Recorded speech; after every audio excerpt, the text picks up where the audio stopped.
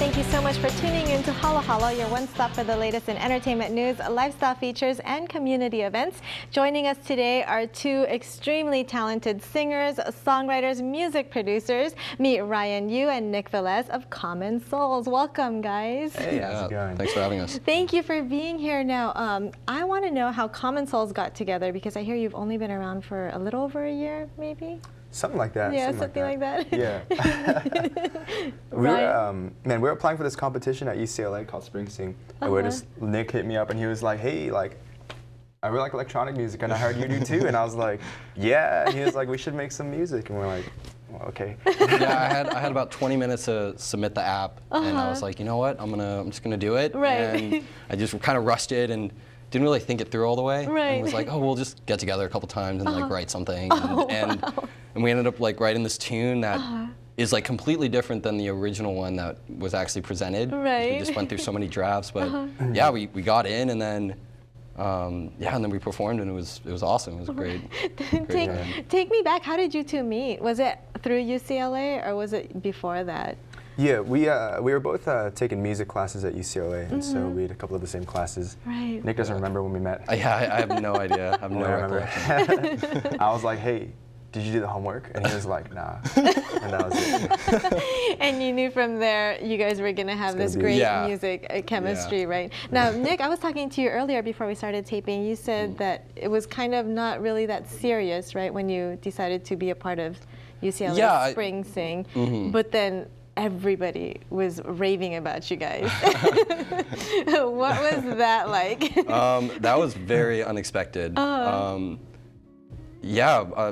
We got a lot of attention through this performance, and people were asking us about where they could find our music, and I was just like not expecting that at all. And so, yeah, Ryan and I met up and we're like, let's like release a couple songs and like get this going. And yeah, so we started taking it more seriously over the summer, and then we worked with this producer named Smoge, who also goes to UCLA. Okay. And one of the songs just like really blew up on SoundCloud. Which song is that? It's called Flickering. Flickering. Oh, tell me a little bit more about Flickering. Yeah, that was with our buddy Smoge, who is an incredible producer. Right. He hit us up. He was like, "Hey, like I saw you guys at Spring Sing. I want to do a track." And we're like, "Okay." And we wrote it. We pumped it out in like one session, and then now it's got like 150,000 something plays or something. Like, Yeah. I don't know. What inspired Flickering? Smoge kind of works off of like vibes a lot, so he was kind of just like, here's what I'm feeling, and then we're just like, okay. Were you feeling it too? Yeah, It's cool. Yeah. So describe your sound. Is it still electronic or a little more jazzy? It's very smooth, actually. That's how I describe it. But describe it, Nick. I'll start with you.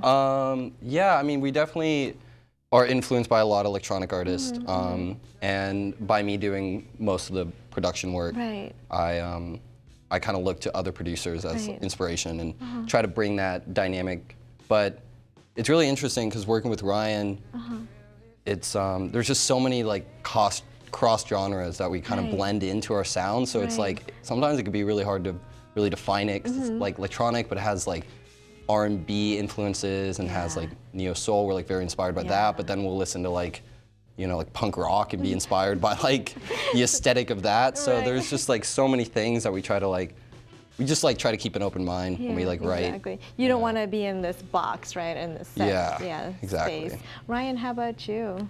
The way I describe our sound, well, we used to call it ESM. ESM, what's that? It's kind of like EDM, electronic dance music, except ours is electronic sad music.